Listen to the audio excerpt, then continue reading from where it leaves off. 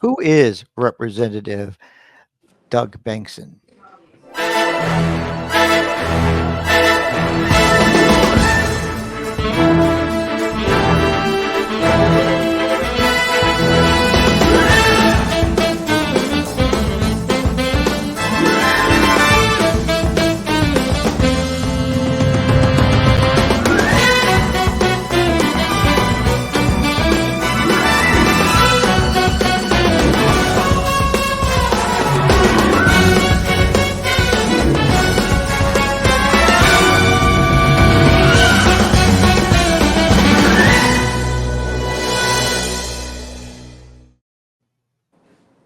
Well, good morning, everybody. This is the morning. This is yeah, okay. This is You Can't Make This Shit Up.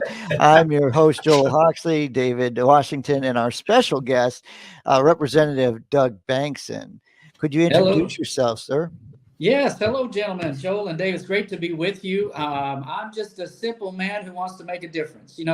That's really what government servants are supposed to be. Too many professionals are there, and you'd think if they're professionals, they know more what they're doing. But frankly, when we see the state of what's going on in our nation, and I'm thankful that I live in Florida and that we can make a difference down here. So I'm just a public servant. So you serve in the Florida House.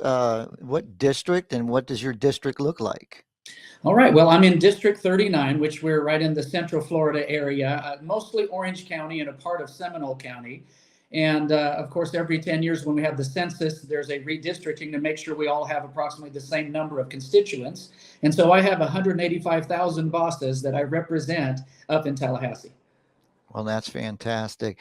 And we've had special guests, Representative Plakin, Representative Smith, Representative Amnesty.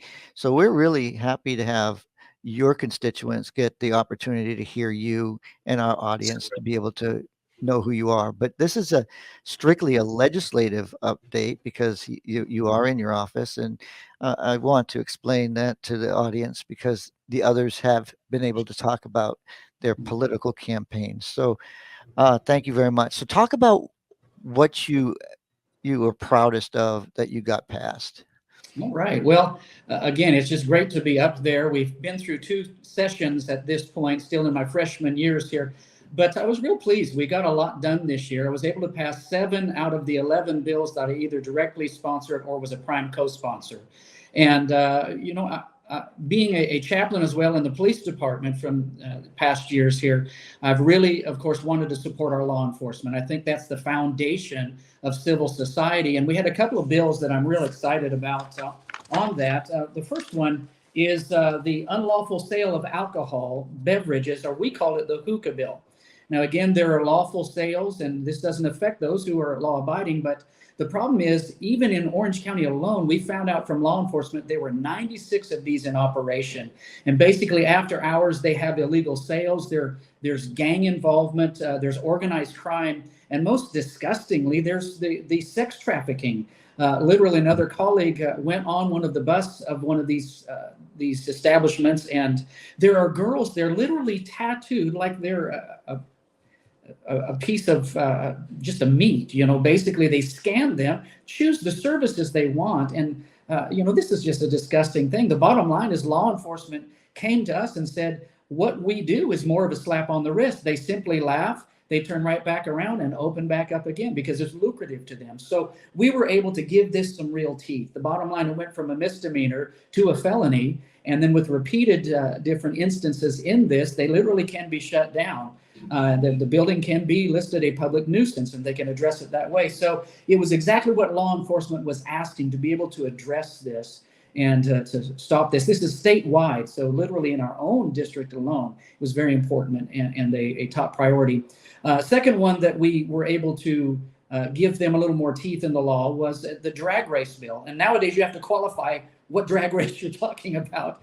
This is talking about cars, vehicles on the road. But basically, we know with the advent of social media, there's a real temptation for our kids to want to get on there and build up their likes. And so they would organize these things online, literally shutting down portions of city blocks and having these drag races. And the unfortunate thing, there are really three different things. Number one, these young people, of course, watching the movie franchises and the video games, they are emboldened to think they can drive a lot better than they can.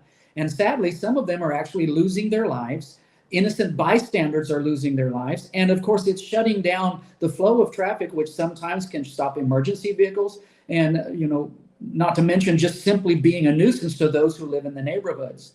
And again, it was basically a slap on the wrist. So we increased those who are the organizers to a level of felony in this, and those who willingly are participants, there is a greater fine on that. So really it's designed to stop these illegal activities. And again, we have drag strips for people to go and find out how fast their cars can go, but we shouldn't be shutting down city blocks. So those are two things that I'm really excited about, just for law enforcement.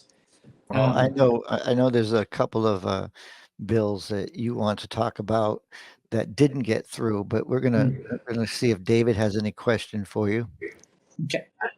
And again, thank you, Representative, for being on our show. We really appreciate it, and it's my honor to be here to be able to have this opportunity with you. My first question is more of a curiosity. Is about the your co-sponsorship of House Bill 21, I believe it was, the Dozier School for Boys and the School Victim Compensation Program. I was following that in the news, and it was good to see the outcome of this particular bill.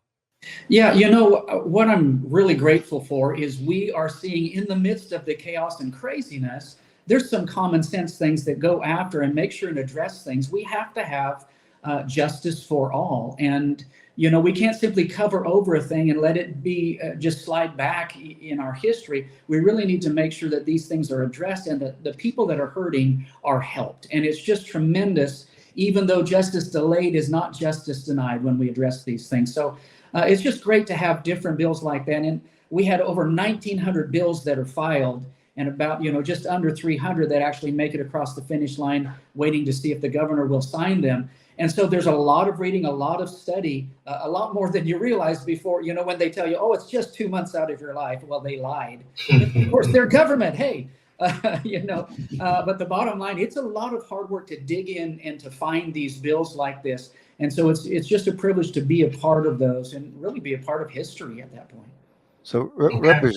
Representative, we call this show "You Can't Make This Shit Up," and this is something that drives me crazy.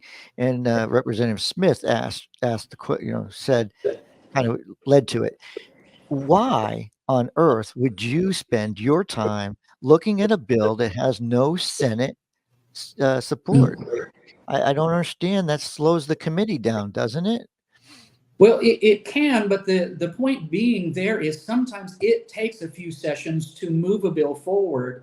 And literally, one of my bills is, I'll bring those up as you want me to here, but one of the bills that didn't move forward because it wasn't moving on the Senate side, our committees really said until it does over there, we really don't want to move it forward here, but we were still able to work the bill with the different ones so that it's set up now, people understand it, and we're able to move it forward. But again, if we don't begin to press forward with these bills, sometimes they can take 2 and 3 and 4, and sometimes the whole term that you serve up there to get them across, and that's just part of that process. That's up to the committee heads at that point. So we do a lot of work to go, of course, to the chairs and to the vice chairs first, and then to everyone on the committee, because I want to go in there with a yes, go in knowing that it's already sold forward. And so many times they will deal with it at that point. And part of the reason we need to do that is because sometimes the Senate is saying the same thing. Well, is it moving on the House? So if we can just begin to get it moving, sometimes that will cause it on the other to start moving, and we have to work on both sides of that. So it's not just making sure that we pass it on the House side. I still need to go to the Senate sponsor and help them over there to try and get things across. David? I was just thinking, as you were saying earlier, Representative, it's more than just 2 months, and there's so much going on. If I am a constituent or an organization that wanted to get in front of my representative to discuss a particular issue and maybe possible legislation, What's that process with so much going on for you or for everyone? How does that start? Well, again, we have our district offices as well, and thankfully I have my legislative aide and my district aide, Nicole and Madison. I tell people that's the left and right side of my brain, so if you want to get in my head, you talk to them. But when it comes to Tallahassee, and I encourage everyone, at least once, take a trip up there and see the process. It will make you feel more engaged. You'll be able to understand it more, whether you speak before committee or even just wave in support or against whatever it is that you're there for. We have a standing rule that anyone from my district, we make time for. Again, we're very busy up there and constantly in and out of the office or trying to work on the bills, but I want to make sure that we are able to hear the constituents and their concerns. And so we can either follow up there or we can meet them here locally in the district as well. Well, I'm so excited that you took me under your wing and you said, "Hey, I'm going to be on your show because I'm not a constituent." But you're right. Like I think that people need to know you take care of your constituent first, and then you look at the broader picture. That's fantastic. But what I wanted to do is, David hasn't heard this, but I want you to talk about your bills in that didn't get passed that you were really excited about pushing through the next session. All right. Yes. Well, first one, I'm an aviator as well. I wear a few different hats in my life, but having that love of aviation, I've been watching the VTOL industry, or literally vertical takeoff and landing vehicles. Now, this is really the next level of transportation and seeing our transportation needs. I mean, people are so frustrated. I was actually born in Los Angeles, in Altadena, California, and so grew up around the traffic there. And no one wants that to become the norm. And yet we're seeing our traffic grow worse and worse here in Central Florida, as well as, 1,000 people a day moving into the state. And it's crowding our roads. Rail is very expensive. And, sometimes literally they have to take properties to make it happen.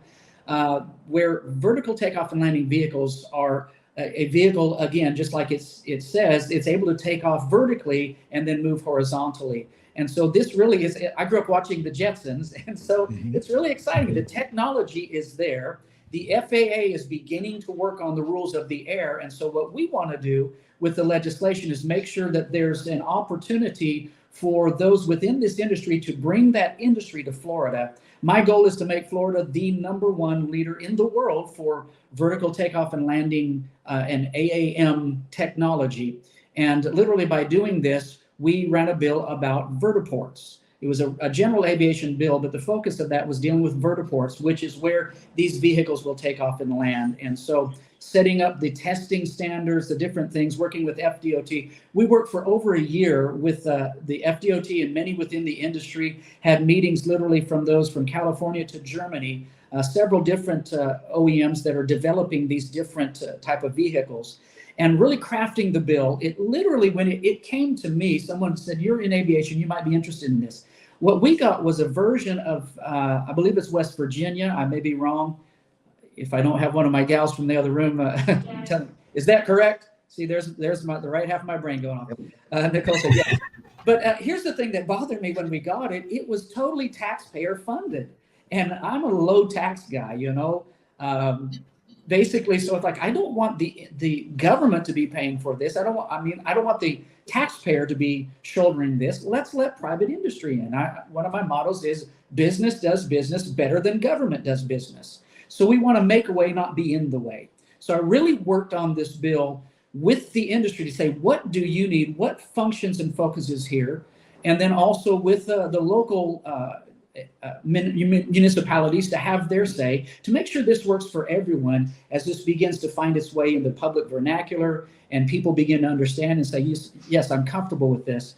So really, we had a bill that we had crafted, worked hard, got right up to the finish line, and there was one lobbyist representing one firm that just basically didn't agree with the rest of the whole of the industry, and without going into all the reasons why, and they just kind of got in the ear on the Senate side. And my Senate sponsor, wonderful legislator, wonderful woman, but we just couldn't come to eye on these particular issues. And so finally they made changes to our bill and then sent it back to us, and I just had to say we will not concur. Of course, The House always loves that. They were all cheering, send it back, send it back, you know. And they said, rarely does a freshman do that because we want to get those wins. But the bottom line is it just wasn't right. I'd rather get it right than rushed. The good news is we have, because of going through this process, there are those there on the Senate side that they said, listen, next year we're ready to get this thing across the finish line. So we're going to continue to have meetings throughout the summer here. Again, aviation and aerospace, all of those things, I think they're tremendous industries that help our economy here in Florida. And I want to do everything I can to support those. So I believe we're going to see that one move forward. Awesome. David? I'm just taking it all in. It seemed, incredible. And we'd like to call ourselves the political innovators. And it sounds like there's a lot of innovation going on with that particular issue. Do you often see your peers in the legislature, and well, in the years that you've been there, since 2022, do you see any innovation as far as moving forward in just some of the things that Florida can do that no other state is doing? Again, for me, aviation is one of those tremendous fields. I've often said that Florida's shaped like a runway anyway. So being able to do that, of course, our weather is very conducive to that. Anything that really fits our climate is something that we can focus on. We really need to make sure to support our agriculture. That's very important. Again, having the ability to grow and seeing the food supplies beginning to dwindle and, foreign entities trying to come in and buy up the farmlands. I think we really need to watch out and make sure to protect that. I believe there's some things we can do in the area of energy production. Again, there's a real push for wind and solar. The problem is they are not consistent. They can never meet the full demand. And, we don't want to be like we've already seen in California and Texas, where they've had these brownouts and literally they're saying go electric, but by the way, you can't charge your vehicle. So until that, technology, these different things can catch up, we shouldn't force a market. Let it be market driven. And the bottom line is there are clean sources of energy that are natural gas is very clean, nuclear. That's something that we've been discussing. Also, just in the area of taxation, again, I'm always looking to how can we reduce those taxes. The commercial property tax, that to me is insane. We shouldn't have that at all. We were able to knock that down, I believe, to 2% this year. And we want to get rid of that completely, but we want to do it in just a fiscally wise manner. You can't slam on the brakes and shove everybody into the windshield always. So, do that in the way that's incremental and yet moving aggressively as we can. But there's also talk, even in Ways and Means, I was thrilled to hear this, of really looking at our tax structure to try and restructure it, not a state tax, which I'm so thrilled we don't have that here, but to get away from the property tax, because the bottom line is you don't really own your property. And what we've seen going on with insurance and taxation, and with the inflation that's going on in Washington, it's for seniors. It really concerns me. They're on fixed incomes. Now that same amount that could take care of everything, there's not enough. And so if for some reason they fell behind, they can lose a home that's completely paid off just simply because of property taxes and insurance issues. So, we're looking at those things. I've even heard rumor that we may call another special session. I'm game for that because I want to keep addressing that issue and keep fighting for Floridians. I live here too. I feel that same thing, when we see that happen. So being willing to think outside of the box, to me, that's just, political science 101. We have to be willing to think and relook at it like the old adage, the child going to the parent, why do you cut the end off the ham? Well, I don't know. Grandma always did. Ask her. Grandma said, well, my pan was too short. I don't know why she does it. So again, sometimes things that were done in the past worked in the past, but we need to look at it. How does it operate now?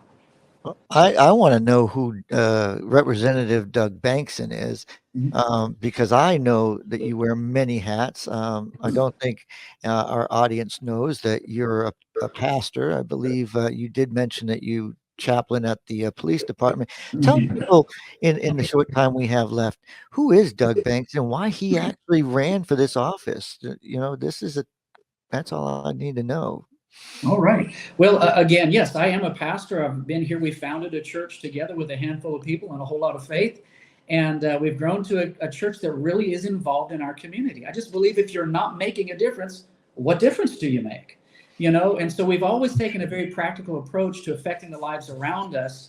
You know, I tell people, well, I'm in insurance business, the afterlife insurance. Again, caring for people's souls, but you know what? It matters the day-to-day lives, and you see so much the fiscal effects of people. I want good, sound fiscal policy, and I just kind of have that gear. Very much an not entrepreneurial spirit and heart, and want to see people succeed. So I got involved. My goodness, I think back in the early 2000s, about 2003, 2004, in our Chamber of Commerce. I've been on the board until this last year, and was actually a past chairman of the board. And because it matters how people are able to fund themselves. It matters that small businesses can do business, and we make sure that, again, that law is not in the way, it helps to make a way. Basically, creating a greenhouse where things can flourish, creating an atmosphere where business can do well, where people can do well. So those things really move me and motivate me. I served for 6 years locally here in the city of Apopka as a city commissioner and vice mayor. And again, got involved there because of just the concern of how we are dealing with our fiscal policy. Really pushed forward and was so thrilled before I left to be able to establish a reserve policy, which I think is so important. And again, we're seeing those same things up at the state level. And so really just having that heart, knowing that it affects real people's lives. And I'm also a collaborator. I grew up traveling and singing gospel music early on in my life. Just a lot of neat things there. I got to see all of the things in the U.S. that people just read about as we would travel, you know, growing up.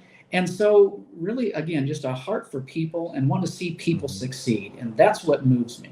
Well, Representative, you just left the wide open for David's gotcha question. All right. So, I'm sorry, we don't usually have a gotcha question. I'm not afraid of the You gotcha. mentioned something, and I saw his eyes light up. So You saw that, Joel. It's not your usual gotcha question. It's just something that I pick up in conversations or something that I've learned about our guests. So you traveled a lot, Representative. Yes. What was your favorite state? And you can't say Florida or you can't say California. Well, you were traveling with your family. What's your favorite state to visit? favorite state? Well, it depends on how you look at it. If you're looking at government, that changes the whole scenario. Favorite. I mean, quite honestly, I will say Florida. And honestly, I was born in Southern California. I tell people I moved from the West Coast to the best coast. I love Southern California, the climate, but it's just gotten so crazy. The politics is just, it's a shame. It's sad to me to see that happening. And, but again, we traveled here first back in '75, I believe. And I just fell in love with the state back then. And eventually we moved here. And so this really is home. I do enjoy Hawaii. I did get to go there one year on our 20th anniversary, my wife and I. We've now been married. It'll be our 37th year of marriage. Congratulations. And 4 grown kids, 3 wonderful grandkids. And so we really did enjoy that, the beauty there. I'll tell you the awesomeness of the Arizona Memorial and going there, and just the solemnness of knowing our men that fought for us, that died there at Pearl Harbor. That's always, I love history, and to go there and stand on that memorial and read those names and just stand in silence over that watery grave and know the cost that was paid for us to have the liberty that we have. That's why it's worth fighting for. And so that was real special. I also have an aunt that was actually born and raised there too. Okay. Wow, I don't know what happened. My eyes are watering. You got me teared up on that one, David.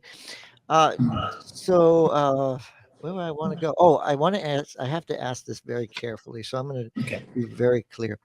So one of the requirements to keep this job is to go to the Secretary of State. Mm-hmm. Have you done that? And has anybody else done that in your district?